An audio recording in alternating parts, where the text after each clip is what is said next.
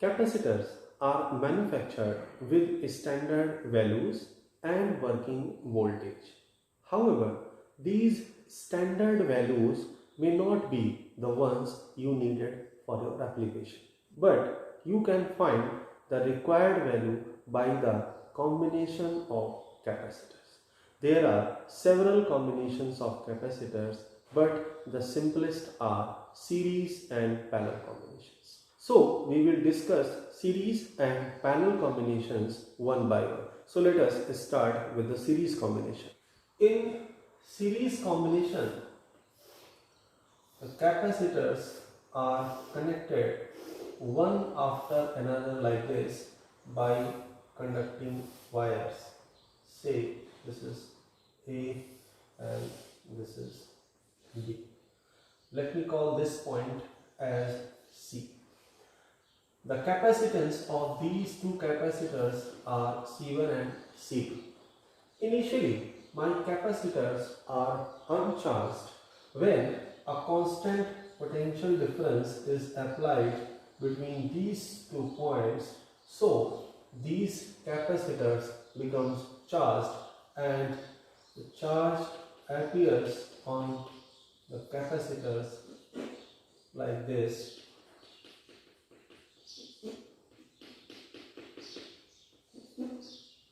So as you can see that the charges that are appeared while applying of this potential difference are same on both the capacitors. Doesn't matter that capacitance are different for both the capacitors, but for series combination the charge appeared on the plates of capacitor is same, and that is due to the induction of charges. Now, if I want to calculate the potential difference that is developed across capacitors C1 and C2, so let me take that potential difference between the plates of C1 is V1 and the potential difference between the plates of C2 is V2. You can also take it like VAC since it is connected with A and C, and similarly this can be written as VCB. Now I can calculate easily the potential difference AC across this capacitor, and this is going to be charge divided by capacitance. Let me call this equation as 1. Similarly, I can find out the potential difference between the plates of this capacitor, and that is VCB, and that is charge divided by capacitance C2. Let me call this equation as 2. Since these potential difference are produced by the application of this potential difference, so we can easily write it that VAB is VAC plus VCB. So if I will add the potential difference across both the capacitors, I will get the potential difference applied. So I can put the values here, and this is going to be Q by C1 plus Q by C. This is VAB, which on simplifying gives VAB divided by Q equals 1 by C1 plus 1 by C2.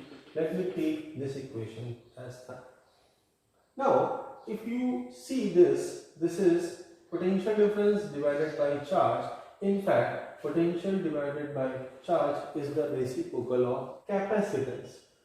But the capacitance of which capacitor? So here we will define an equivalent capacitor. So let us assume that these two capacitors are replaced by a single capacitor of capacitance C equivalent, you can see, or generally we will write it as C. This is the capacitor that will work in place of these two, and the property is that it must have the same charge as on each capacitor. So I am replacing these two capacitors with this capacitor with the same charges on its plate and the same potential difference as the potential difference of the source, this VAB.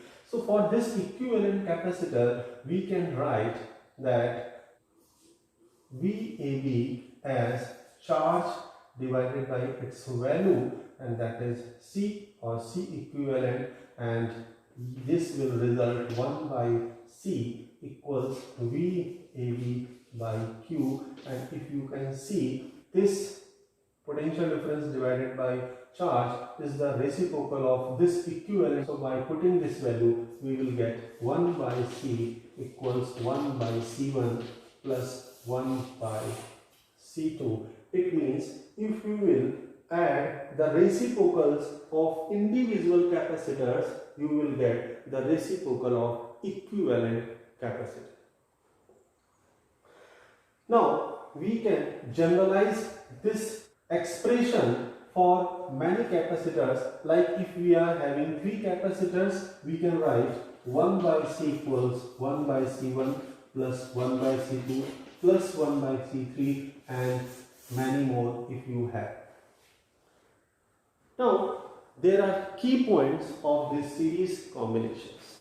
The first point is that the reciprocal of equivalent capacitor is equal to the sum of reciprocals of individual capacitors. The second one, that the charge on each capacitor is C. The third one is that potential difference across any capacitor is inversely proportional to its capacitance. That means if you have a capacitor of large capacity or large capacitance, it will have a small potential difference across it. And last, that is very important, that equivalent capacitor is the least among the capacitors. You can better understand this by a situation. So let us see that we have 2 capacitors that are 2 microfarad and 4 microfarad I am taking, and these two are connected in series. So if I need the equivalent of these 2 capacitors that are connected in series, so I will apply the formula, and equivalent will be 2 into 4 divided by 2 plus 4, and that gives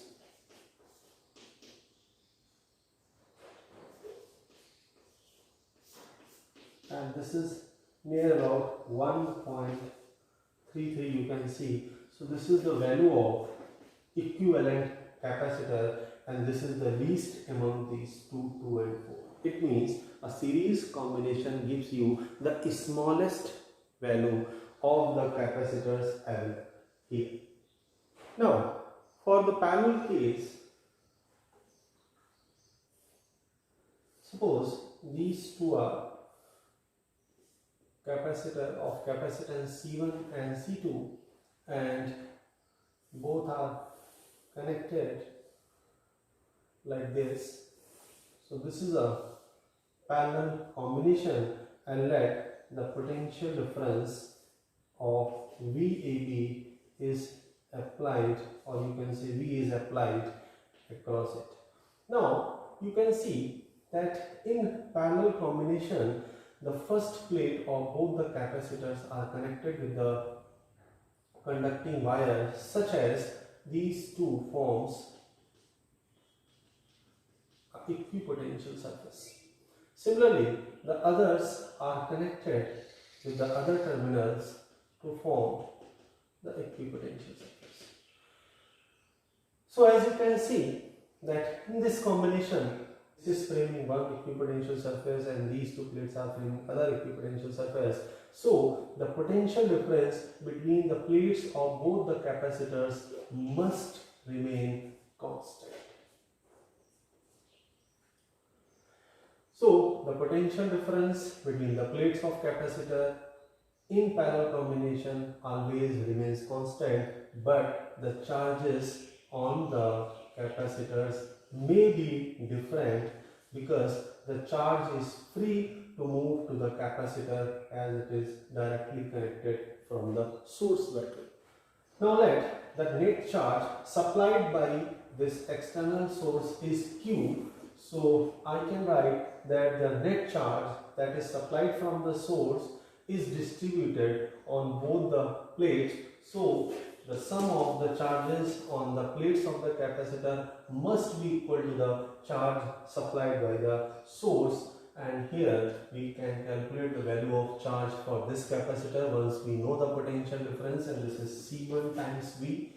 For the capacitor C2, similarly the charge is the product of capacitance and the potential difference. So this is equation number 1. Now we will replace these two capacitors with a single capacitor and with the conditions that it must have the same potential difference as of the source, and it must have the charge supplied by the source, and we had assumed that the source supplied a charge Q, so this equivalent capacitor must have the same value here. So for this equivalent capacitor we can have the charge as capacitance multiplied by the potential difference, and it is very clear from 1 and 2 that if you will put the value of charge in number 1, then you will get equivalent into V as C1V plus C2V, which on simplifying gives C equivalent equals C1 plus C. So equivalent in parallel combination is simply the sum of the capacitance of individual capacitors. Similarly, for 3 capacitors you can write C equivalent equals C1, C2, C3 and so on if you have 4, 5 or much more capacitors. Now the key points for the parallel combinations are that equivalent is equal to the sum of the capacitance of the individual capacitor. The potential difference across all the capacitors connected in parallel combination is same. The equivalent is larger than the largest value available for the combination. Let us see this.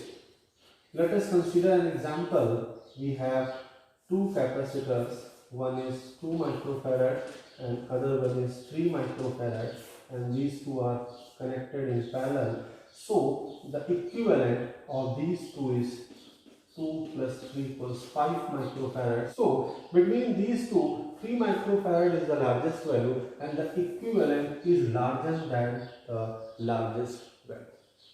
And the last one, that charge on the capacitor is proportional to the capacitance of the capacitor. That is, if there is a capacitor of large capacity, the charge will be more on the plates of that capacitor.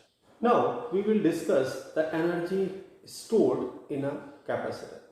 We can calculate the potential energy of a capacitor by calculating the work done in charging the capacitor.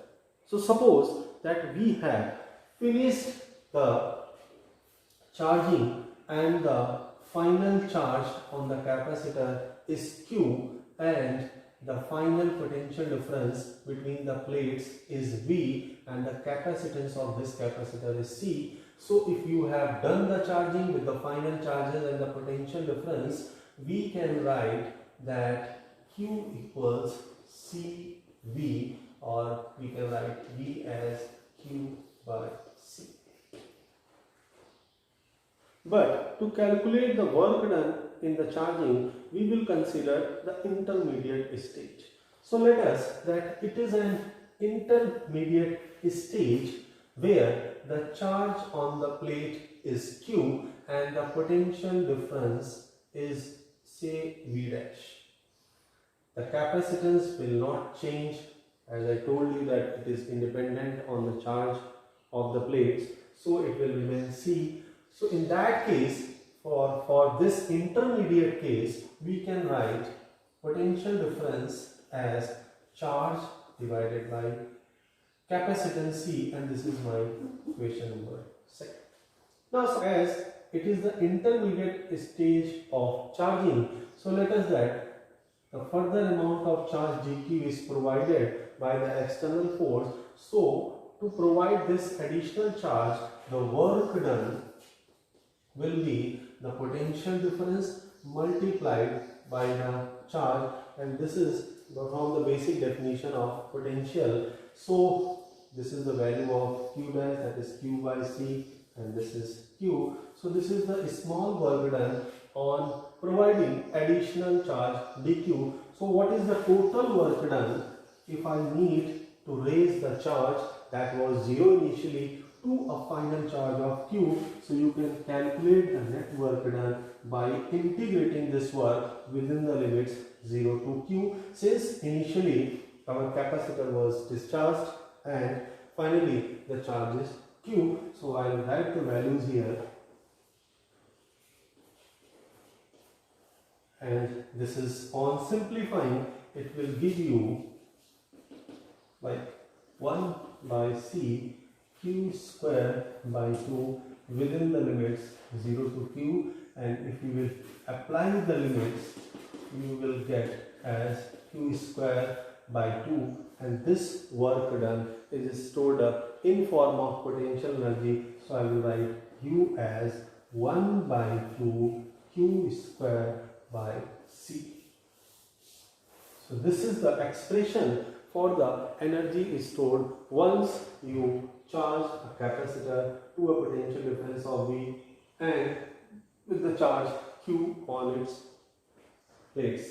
This formula can be generalized, like if I will put the value of charge for this final charged capacitor like this, Q equals to CV. So I am having U equals 1 by 2 C square V square by C, which on simplifying gives 1 by 2 C. Also, you can write the value of C from this equation in this equation to get one more expression for the potential energy, and that is U equals 1 by 2 Q into V. If you will place the value of C from this equation to here, so we are having three different formulas for calculating the potential energy stored in capacitor. One in form of charge and capacitance, second in form of capacitance and the potential difference, and the third one in terms of charge and the potential difference, and they are used as per the given situations.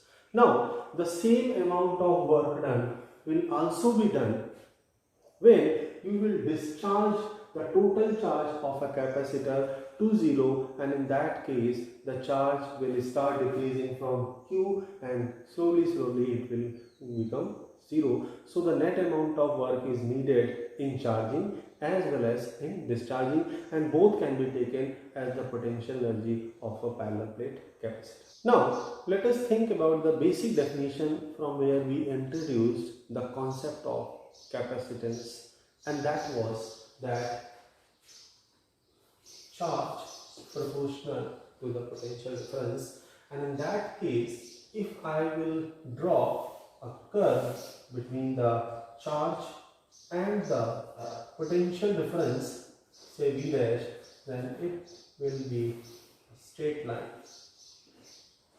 Suppose this is the graph for a capacitor for which the final charge is Q and the final potential difference developed is V. So if we will find out the area covered by this graph on x-axis, then say this is point A and this is a point B. So area is 1 by 2, since this is a triangle, base, and that is Q, and multiplied by height, and that is V. So as you can see from the previous relation, that 1 by 2 Q into V is nothing but the energy is stored in the capacitor. So this is the another way you can find out the energy is stored in the capacitor by finding the area of QV curve. Now let us find the energy stored per unit volume between the plates of parallel plate capacitor, and this term is termed as energy density, and it is denoted by small e. So the energy density is basically the energy stored in electric field per unit volume. So I can write it as energy per unit volume. For a capacitor, we have studied that energy is half CV square, where C is the capacitance of the capacitor and V is the potential difference across its plate, and the volume I will write area into D, where A is the plate area and D is the separation between the plates. So you can see that C is A epsilon naught by D. So if you will put the value of capacitance here, you will get 1 by 2 A epsilon naught by D V square divided by A into D, which on simplifying gives 1 by 2 epsilon naught V square by D square, or we can write it like V by D square. And if you can see this term, this is the potential gradient, means the potential difference between the separation between the plates. So it gives me the magnitude of the field between the plates. So if I will replace V by D by E, then it is square, and this is the formula for energy density, that is the energy stored per unit volume between the plates of a parallel plate capacitor or a capacitor.